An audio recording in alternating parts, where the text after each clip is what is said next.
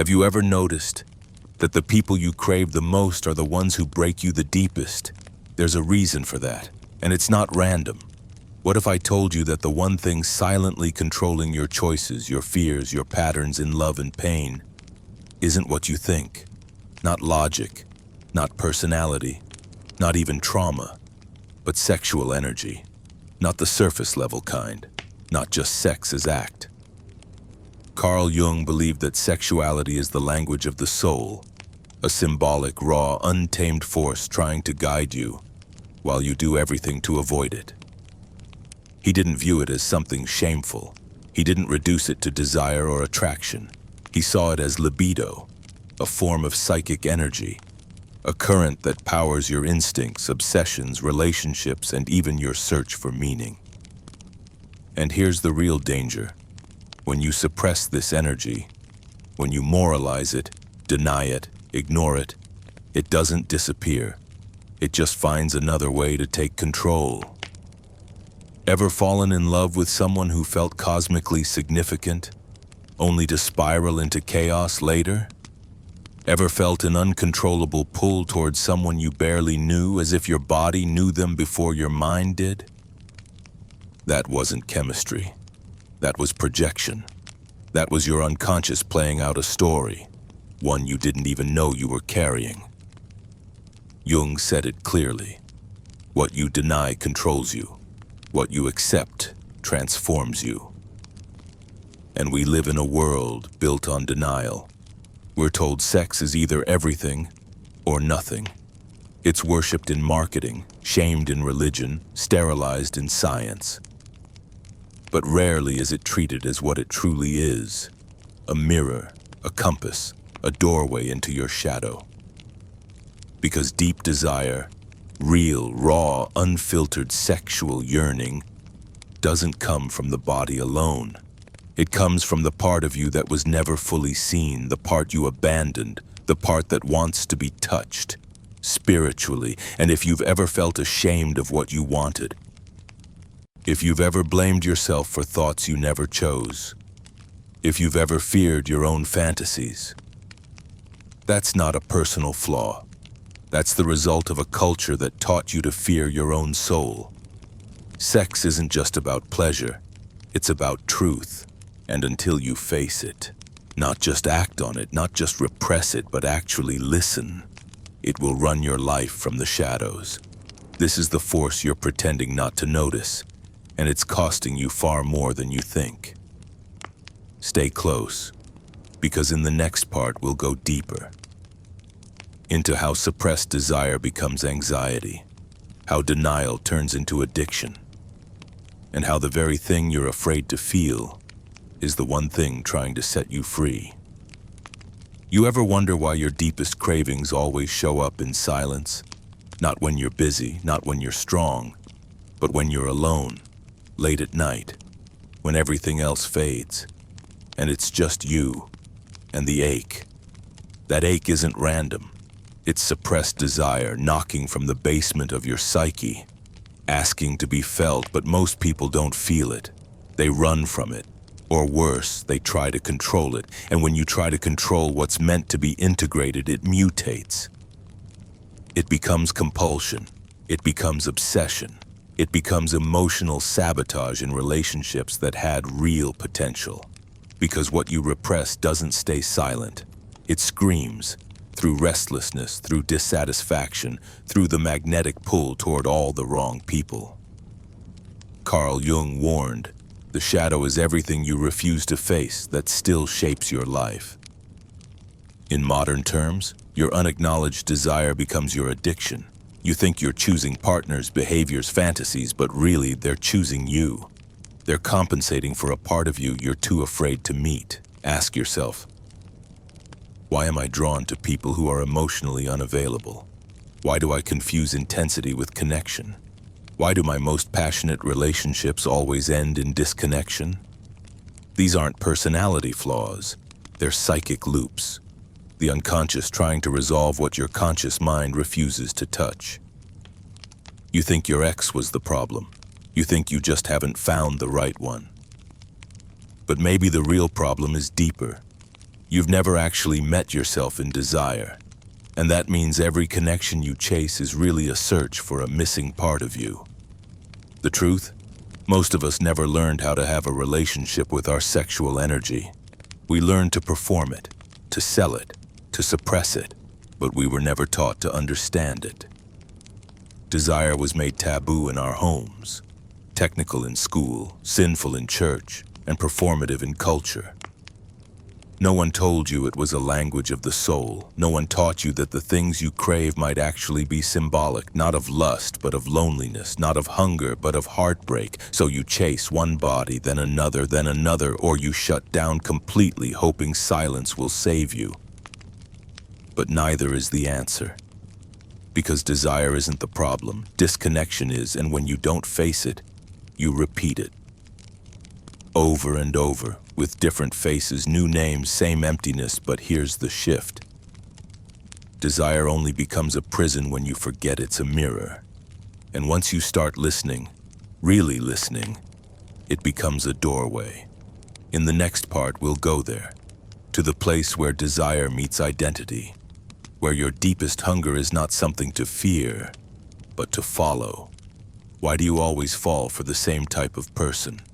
The one who makes you feel seen, who sets your skin on fire just by walking into the room, who makes you believe this time it's different. Until it's not. Until the pattern repeats again. But here's the thing. It's not about them. It never was. Carl Jung would say, you don't fall in love with a person, you fall in love with a projection. What you crave in others is often what you've lost in yourself. That calm you admire, maybe it's your peace long buried. That intensity you chase, maybe it's your own suppressed wildness begging to be let out. That safety, that magic, that click. That might be your soul, showing you what you need to reclaim, not romanticize. See, we're not taught this. We're taught to look outside, to find the one, to seek completion in another. But what if the one you're looking for is the part of you disowned? This is the real role of desire, not to lead you to another person, but to show you where your soul is missing. Think back. That relationship that left you shattered, the one that felt like fate. Was it love, or was it a projection of your longing for wholeness? Jung called this anima and animus, the inner masculine and feminine energies we unconsciously seek in others. Not because they complete us, but because we haven't yet made peace with them in ourselves. You don't fall in love with him. You fall in love with your lost strength, your unclaimed freedom, your unmet tenderness, reflected in his presence. You don't crave her. You crave your own depth, your own wild, your own sacred chaos. And that's why the relationship feels cosmic and ends in confusion, because you weren't seeing the person. You were seeing the symbol. And the truth is, symbols can't love you back. Only humans can. But most of us never give them the chance. Because we're too busy falling in love with mirrors. Until the mirror cracks, and you're left asking, was this real or just a reflection? That's the breaking point, where illusion ends and truth begins, and it hurts. But it's also sacred, because in that rupture, you get your power back. You stop chasing a savior. You stop assigning your healing to someone else. You start doing the work. In the next part, we'll go even deeper. How to recognize when you're projecting, and how to pull that power back, because only when the illusion ends can real love begin. There's a moment in every intense relationship when the magic fades. The connection that once felt cosmic now feels confusing. The one who completed you now triggers you. The passion turns to silence. The closeness turns to space. And you're left wondering, what happened? The answer is brutal but honest. The projection broke. You weren't in love with them.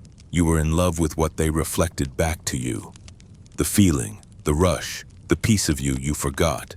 Carl Jung called this the death of the fantasy, and as painful as it is, It's necessary, because real love can't begin until illusion dies. We don't like to hear that. We want love to be eternal, pure, seamless, but that version of love is infatuation dressed as destiny. The real thing, it's messy, it's human, it shows you where you hurt, not just where you shine. That's why so many relationships collapse between 6 months and 2 years. That's the average lifespan of a projection. Until reality kicks in. Until you realize they're not who you imagined. You're not who you pretended. And this love is not a fairy tale, it's raw. It's imperfect, but if you stay and if you see, and it can become something rare, a love that holds truth, a love without masks, without fantasy, without the weight of completing someone else's wounds. But here's the shift most never make. They run, they start over, they chase the next spark, the next soulmate, the next mirror, and the cycle repeats, because without integration, desire becomes addiction, and projection becomes your god. But when you stay through the discomfort, when you choose to look at the person, not the symbol, you meet something real, not perfect, not glamorous, but real. And that's where love begins. Jung said that true individuation, true wholeness, begins not when you find the perfect partner, but when you stop looking for yourself in others, when you reclaim your sensitivity, your softness, your power, your forgotten fire, when you stop assigning your soul to someone else's body. And from that place, something shifts. You stop chasing love to feel alive. You stop clinging to pain to feel connection. You stop romanticizing suffering as depth. You begin to relate without dependency, desire without desperation, love without illusion. In the next part, we reach the heart of it all. What happens when you stop projecting and start showing up whole? How does love change when it's no longer a search, but a sharing? What if I told you that most of the love you've been chasing was never about the other person? It was about your own soul, begging to be found. See, when you strip away the projections, when the fantasy dies, you're left with something terrifying. Yourself. No one to impress. No one to chase, no role to perform, just you, raw, present, unedited, and that's where everything begins to shift. Carl Jung said, "Until you make the unconscious conscious, it will direct your life, and you will call it fate." And that's what most people call love. Fate, sparks, meant to be. But underneath all of that, it's often just an echo. A pattern, a wound trying to find its voice. The truth? Desire isn't the enemy, it's a compass, but only if you know how to read it. Without awareness, it leads to addiction. With awareness, it leads to integration, and that's what this entire path has been pointing to. Not to get rid of desire, not to shame it, not to suppress it, but to understand it, to sit with it, to listen when it speaks, because hidden in your longing is every part of you you've ever abandoned. That hunger to be seen, it's your inner child. That craving for wild connection, it's your creative fire. That ache for someone to finally choose you, it's your own soul asking if you'll finally choose yourself. And when you do, you no longer need someone else to complete you. You don't fall apart when love shifts. You don't chase ghosts or call pain passion. You become free. Free to desire without losing yourself. Free to love without projecting. Free to walk away when your peace is at stake. Not because you're cold, but because you're whole. This is what Jung called individuation. The moment you stop being a reflection and start becoming a reality. Not perfect, not flawless, but true. And from that truth, you attract people who see you. Not the mask, not the fantasy, but you, as you are. And that is a love that doesn't need to be loud.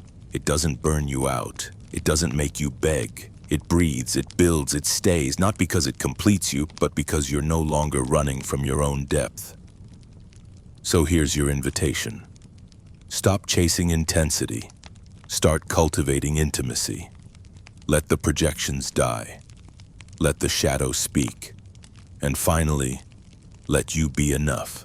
Because when you no longer need a mirror to feel whole, that's when you're ready to love for real.